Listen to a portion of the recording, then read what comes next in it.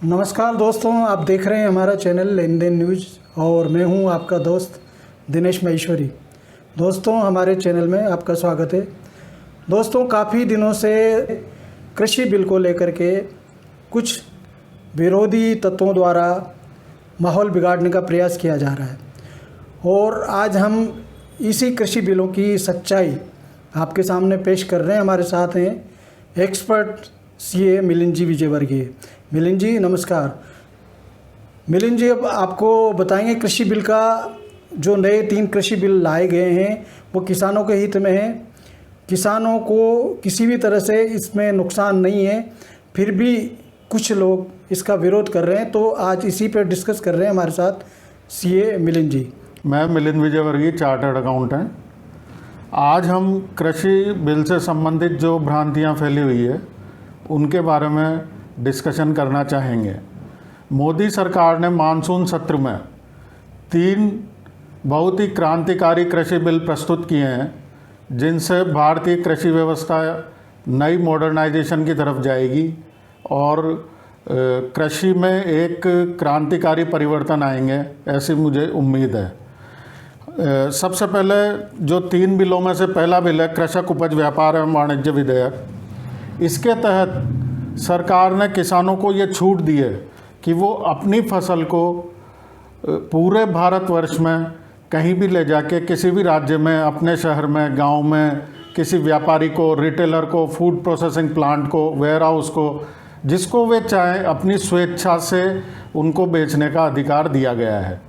मित्रों, अभी तक कृषक ये बाउंड था कि वो एपीएमसी की जो कृषि मंडियां थी उसी में ले जाके अपने माल को बेचने के लिए बाध्य था, लेकिन इस कानून ने उसको खुला कर दिया है। किसान को एक ऑप्शन मिला है, विकल्प मिला है कि वो जाके अपनी मेहनत की उपज को जहाँ पे उसको अच्छे दाम मिल सकें और भुगतान व्यवस्था सही हो, वहाँ वो उसके माल को ले जाके बेचने का स्वतंत्रता उसको प्रदान की गई है।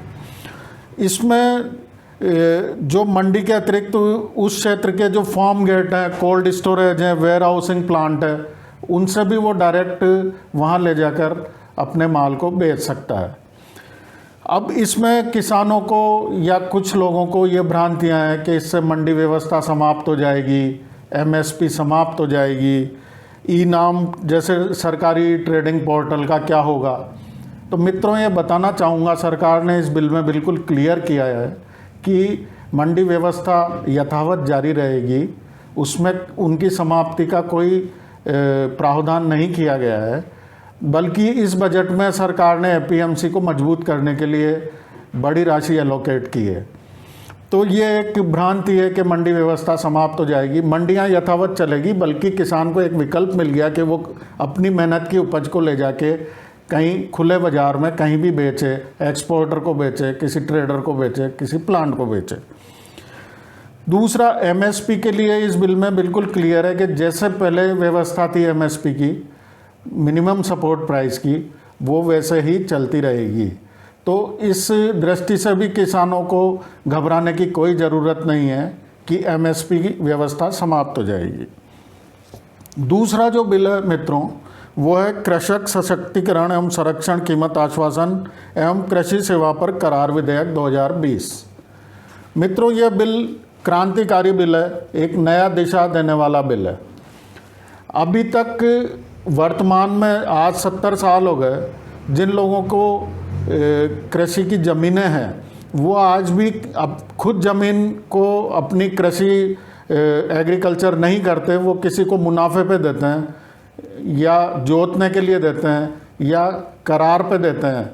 अभी भी किसी को देते हैं कि इतने रुपए साल आप मुझे देंगे, रेंट देंगे और मैं आपको ये खेत देता हूँ, इसमें जो फसल उगेगी वो सब कुछ आपकी। ये व्यवस्थाएं शुरू से चलती हुई आ रही है।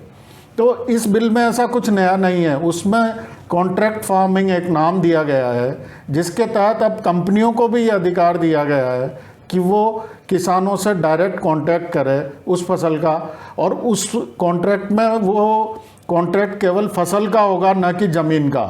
ज़मीन का किसी भी हालत में सौदा वो कंपनी नहीं कर पाएगी, उसको नहीं खरीद पाएगी।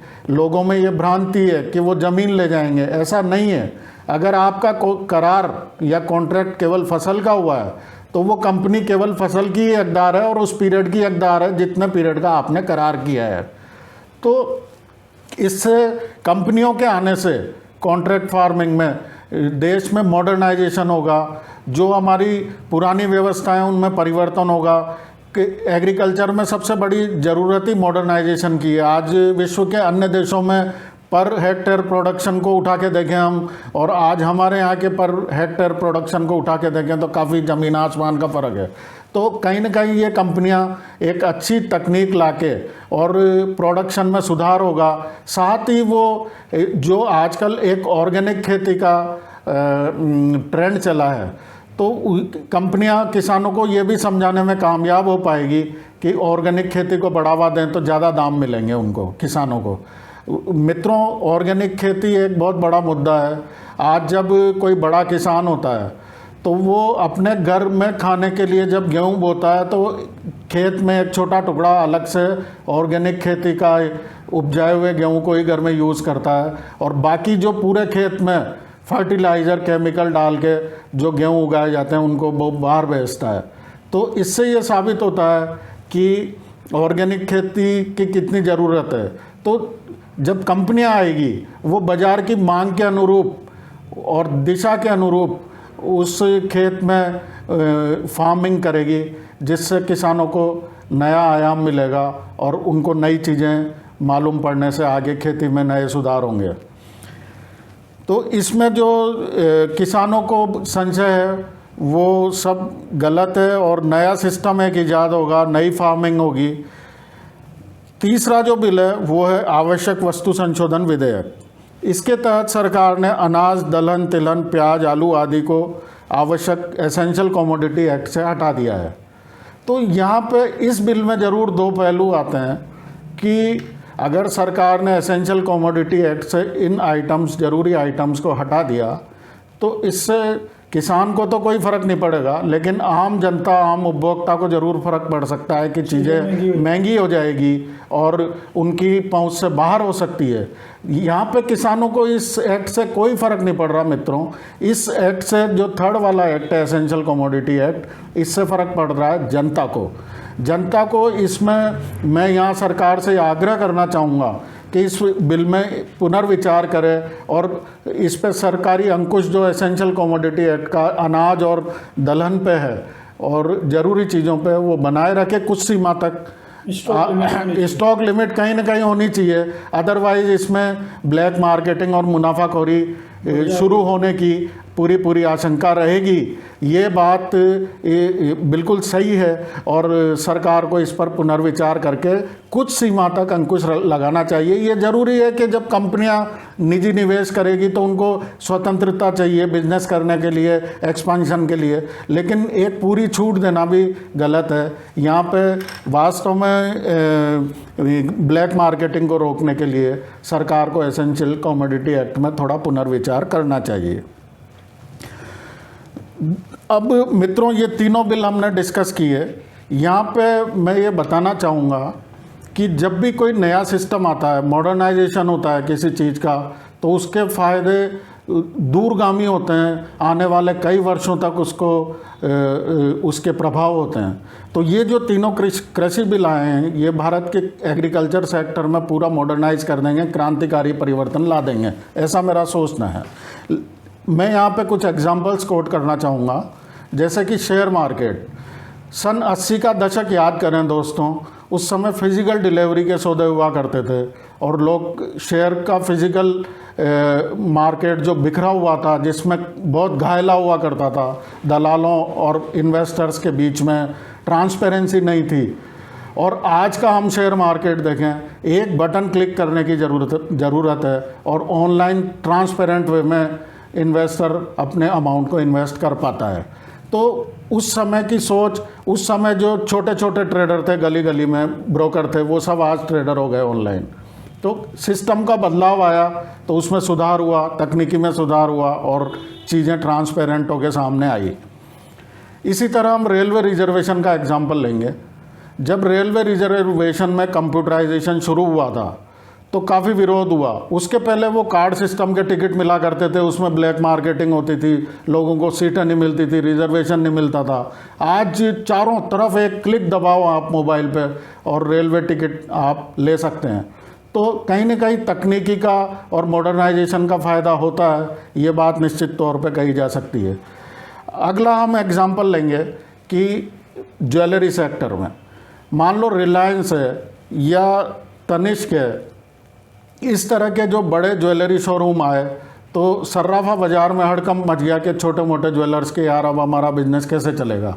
लेकिन मित्रों आज 10-10, 15-15 साल हो गए, वो शोरूम भी यथावत काम कर रहे हैं और सर्राफा बाज़ार भी वैसा का वैसा ही चल रहा है।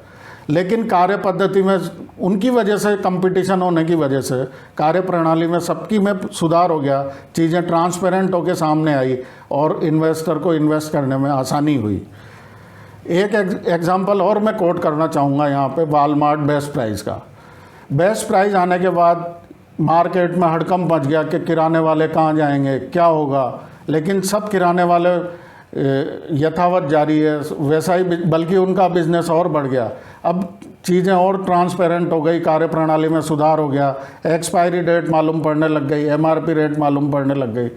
तो यहाँ पे मैं यही कहना चाहूँगा कि इन तीनों कृषि बिलों से भारत में एक नई कृषि क्रांति का सूत्रपात होगा और आगे चलकर इसके बहुत अच्छे दूरगामी परिणाम आएंगे, ऐसी मेरी आशा है। धन्यवाद। जय हिंद।